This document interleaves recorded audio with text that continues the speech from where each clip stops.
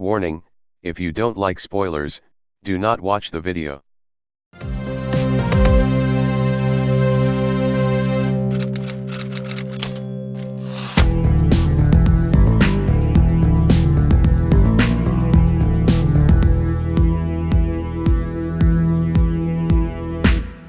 Hi, welcome to Some Film Snobs. I'm Jacob Ramos, I'm Sean Reinert. and this is our series Quick Take. The purpose of this series, guys, is to talk about movies that we really wanted to talk to, but either our channel didn't exist at the time, or we just didn't see them until recently. Yeah. And we're gonna be doing about three movies an episode, and just give our quick thoughts on what we thought of them, because these are movies that we heard a lot about and just never got a chance to see, or as I said before, our channel didn't exist. So the three films we're gonna be talking about today are Raw, Room, and It Follows. And so starting with Raw.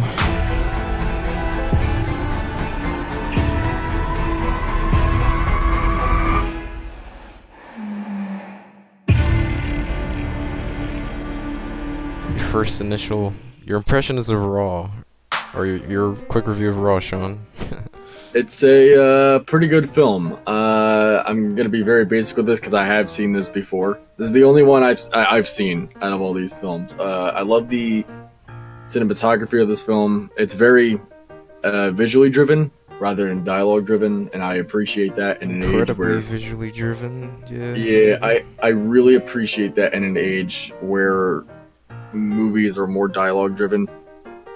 The score is great. That one song was rather weird though. That one song. Yeah, there was that like one song. She's looking in the mirror, and I'm just like, what the fuck? Oh yeah, the French rap song about being a female necrophiliac. Yeah, that was comedic to me, at least. How ridiculous that song was. Yeah. I also like how it's more atmosphere driven rather than it being, I'm gonna repeat myself later on, but it doesn't rely on any sort of like jump. It's more visual horror, I would think. This is like, honestly, I felt this was more of a character study, like Oh no, it is. It totally is. Psychological horror, I suppose. Yeah. Yeah. It definitely. I'd say it's light horror, very light. Yeah. Like it's more focused on the, I guess, the progression and yeah. the. I've heard comparisons of this film to both Suspiria and another film called Ginger Snaps, which I've never watched. Never but heard of these. You've never heard of Suspiria? Neither of those films I've never heard of. It's Dario Argento. Suspiria. It's fantastic. The only one I didn't know about with Ginger Snaps, but I can sort of see the Suspiria comparison, you know, with it being more atmosphere driven and all that. But other than that, it was pretty good. It had a really nice progression to it. I love the twist at the end. Absolutely, that one that had you me. don't see it coming at all. Like, I didn't see it coming at all. yeah, which is why I think it's so great. But Jacob, what are your basic thoughts? I know you kind of started to say something there, but I was very, very, very impressed with the, I guess, believability of the characters, because yes, it's such an absurd situation, like happening to a relatively normal girl, and it's incredibly believable with the ways that she's acting, even when she starts becoming like progressively crazier. And I'm guessing that's more contributed to the performances. Yeah, the performances in this film are fantastic. Yeah. It definitely feels like it's grounded in reality in a way. There's a sense of realism to it that you're mentioning. Yeah, and it was pretty much a film that only had like 3 characters. like three characters though that had any sort of payoff and consequence. It was like her roommate and her sister, and the main protagonist. Were, like, it was pretty much a 3-character film, and it was surprisingly like varied and like it kept it fresh in what seemed like a limited setting. There you go. It felt like it didn't really need more than 3 characters. And I think that's what I like about it, is that, I don't know how to word this, so I think you guys can get what I'm starting to get at. The score and cinematography, though, like, if you're like really into that, this movie is like a game for that. I do want to briefly say though, how come like India is a country that is like obsessed with movies, but like I feel like French films are like always what comes closest to like Hollywood quality. I don't know. You know what? Honestly, I never thought of that. I don't know. It was just an odd observation I've had. I've loved every French film I've seen. Yeah. Anyways, the from the very first moment where she takes that bite of the rabbit meat and progressively is eating like raw chicken and like biting out of her own arm and there was points where like you can't even look at the screen. I couldn't, because I'm just like ugh. I'm like especially like when she's like biting that's her sister, right? Her sister's finger. Oh my god, that scene, the way that was. Oh my god. Ugh. And, I will say it was a little bit exaggerated, because I heard the thing like the film festival where like a person like passed out or whatever. Oh my god, really? Yeah, I'm guessing that's probably like it was probably unrelated, because I didn't find anything that disturbing in the film. Then again, like, you and I have seen like a billion movies where there's a shit ton more gore. Or I'll buy it. I'll buy that. But yeah, I think it's just a film. It's about like realizing when you've gone too far and realizing the error of your ways. And it's about family. And that's so powerful about it. It's about family, and that's what's so powerful about it.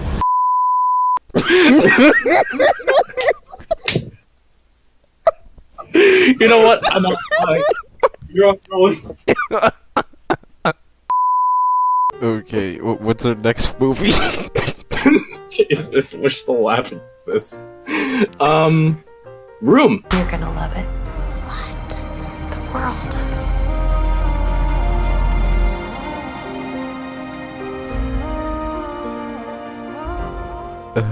Room? This film came out in 2015.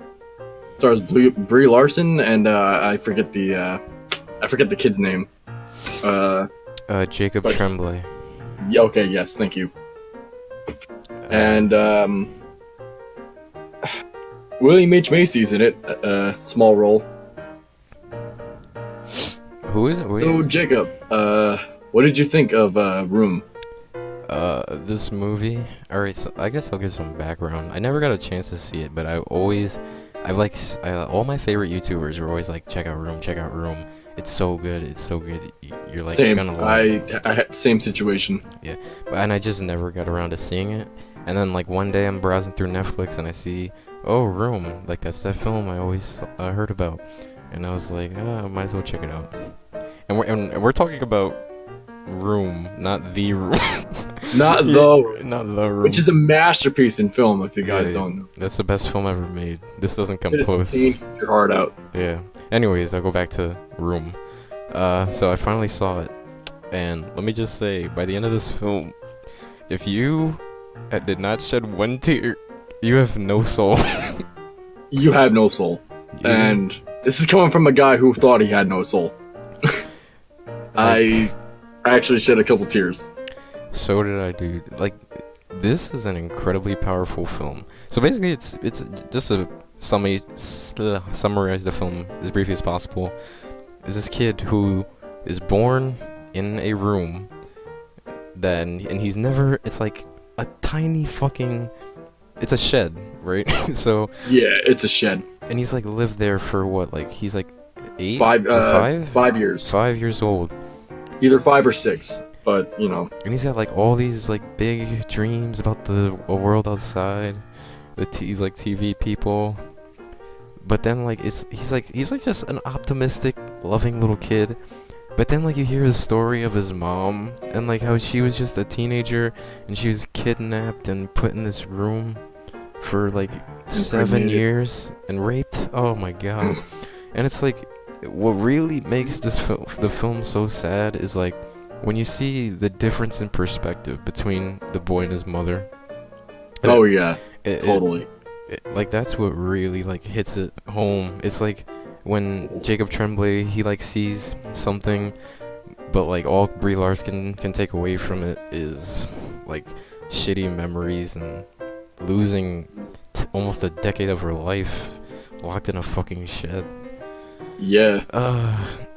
It's so sad. It's depressing, Yeah. but it is, I would say, very optimistic too. Yeah. By the In a end, lot of areas. especially. Yeah, it shows you can overcome anything, and Yeah. Even in the worst situations.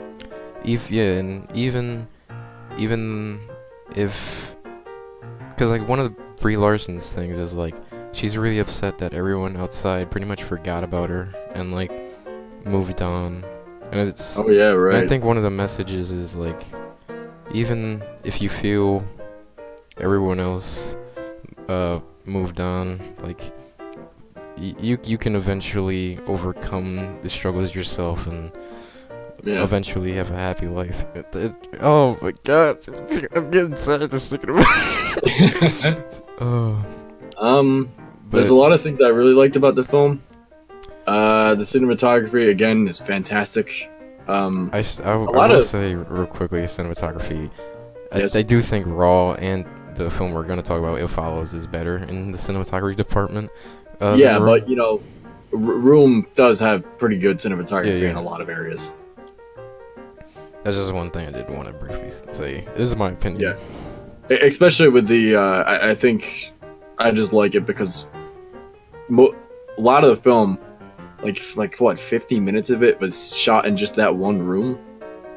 I'd say pretty much like I'd split the film 50-50. Like pretty much half. I would say more 40-50. Yeah. But 40-60. My bad. Yeah. Pretty much Sean, half. can't math. Pretty much half the film is in a fucking shed, and the other half is shot like outside. I'm not gonna lie. As much as I liked the last half, I think I would have liked to see just a little, because I really love the stuff that was just in the room, and I really would have liked maybe just a little more of that. Because there was at one point near like the last half where I was just like, all right, I'm bored. But it was only for like 5 minutes. Everything else was great. I think I know what you're talking about. Is it the section where like she's temporarily like in the hospital? Like where after she like I think she like took some pills or some shit, right? She tried to kill herself. Yeah. Oh fuck, we're spoiling the movie. We're allowed spoilers, fuck it. Alright, but like that part was where the pacing took a little bit of a nosedive, I agree. Yeah, like when Brie Larson like pretty much leaves the film, it does lose a bit of its steam because it's more so I don't have, for lack of a better word, of a duet. It's a duet between Jacob Tremblay and Brie Larson, and during that section, definitely. and during that section where we only have Jacob Tremblay and Brie Larson is pretty much absent from the film for like 20 minutes. It does, the film feels dead it does at that feel, I know exactly what you're talking about. And what was I thinking? In terms of cinematography too, I think I just like the cinematography more in the first half rather than the second, because I can sort of see that they were trying to get a little creative with filming in just one room. Because you can only have so many angles in one room. True. But I saw those little sparks of creativity in there, and I'm like, wow, I actually really enjoy this film visually. So and then once it you're saying when they were in the room, you felt a lot more creativity in the cinematography, because once they had more Yes. space, it felt a little more conventional. yeah, Okay. that's exactly what I'm trying to say. Very, pretty much very it. good It's analysis of the cinematography. I like that. Yeah, it's an amazing film. Even with that flaw there, I kind of just let it pass, because everything else in the film is just very. It's incredibly emotionally powerful. Yes. It's a very powerful film. And I mean, you got me to shed a tear. This is the man that has no soul. So Uh, yeah, it's pretty much Room though. uh, I would say that we both really enjoyed it. absolutely. It follows.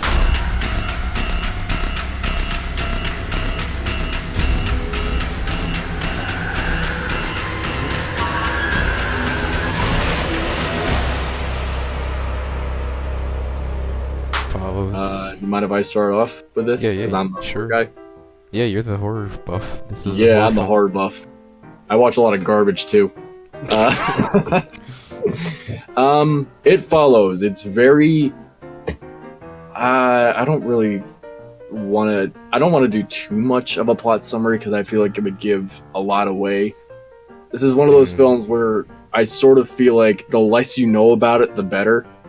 Because I knew almost nothing going into it, and so I this is gonna be a little out of the ordinary, but I don't think I want to give too much of a plot summary.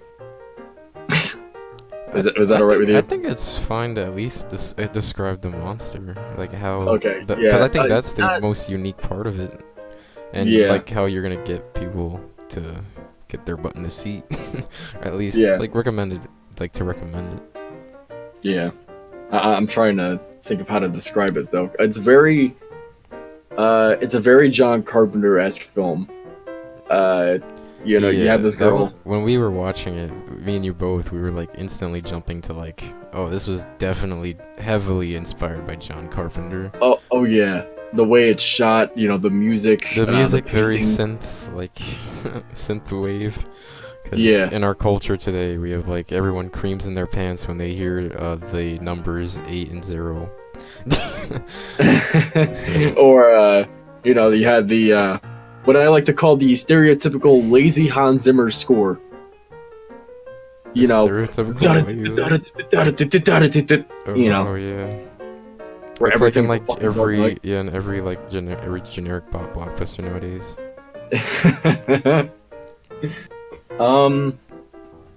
I like the idea that the killer, I will say this, he is very non-concrete. It's rather mysterious, because it takes the shape of many forms. Yes. I will. One thing I really wanted to comment on is, with my perspective at least, the film. I hadn't seen anything of it. I had only seen a YouTube video about how to beat the monster from It Follows. And I saw. Hang on, I'll let you continue. yeah, and that was the only thing I knew of It Follows, and it didn't. The video didn't spoil anything other than just the rules of the monster about like the sleeping and bullshit like that, and how it interacts with the real world. It didn't spoil anything in the film. It just mainly just explained the monster and how they would their best solutions to beating it. And Yeah. that was one of my what I'm gonna go to, which is the rules of the antagonist in a horror film is very important. Like Yes. Nightmare on Elm Street, Freddy, you have to be asleep for him to kill you, and it's set in stone. It gives a foil for the characters without the audience being confused as to what the fuck is happening. Yeah. But what I like about this film is that the while monster the has very rules are concrete there, rules.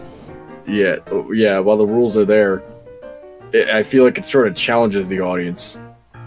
You know, it kind of makes the audience think like, what is this thing? I really want to know what this thing is. And I love that mysterious aspect of it. Speaking of mysterious, I love the atmosphere of this film. Oh, yep. I Slow hate build up. I hate when films do like that stereotypical. They go into like, I don't know, let's say a sewer. But, you know, let's bring up It. You know, why not? I knew we you were know, gonna like go these, here. yeah, these kids go into a sewer. It just gets really quiet, barely any noise going on. Then silence for 5 seconds. Blah. I hate bullshit jump scares, especially when they're not earned, because you know when they're coming, and they don't actually scare you, but you know they just make you jolt. Yeah. Like you're not scared in your brain. You're like you're not fearing. You're just. It's just a natural reaction your Yes. body has, and I Yeah, exactly. can't stand when films do that. I like earned jump scares, and this film definitely earns its jump scares. They're very minor for the most part, I would say, Yeah, very. but they're earned few because they get you. few and far between too. So that's what makes it effective. Yeah, it's not like every 10 minutes. Like, Yeah. I will say, like, I don't hate it 2017. I think the strength in that film is mainly in the script. The scares are the worst part of it. yeah, And- like I don't hate the movie either. I just feel like that's a good Yeah, comparison. it's a very good comparison. The only other thing, You had a comment about the CGI. I'm curious about that. yeah, some of the CGI near the end looks a little off, but I kind of give it a pass because it is a more low budget indie film. Are you talking about the climax in the like water area ish? Yeah, it's Okay, very. okay. Tell me it isn't weird because It is a little bit. I don't really mind it though. You can tell I'm very forgiving. Well, when the film has so many positives, like you can't really rag on. Yeah, but I would say that is It Follows. I really enjoyed it. Jacob, I assumed you enjoyed it too. Yeah, I would say a lot actually. I did. Ugh.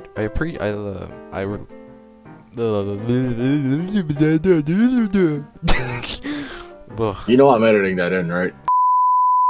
I have a little bit of bias towards the French language. Not towards French movies. I find the French language very beautiful. There's something weird you guys learn about me. Alright, this has been Some Film Snobs. New series, Quick With- Take. Been Jacob Ramos. And I'm Sean Reinert.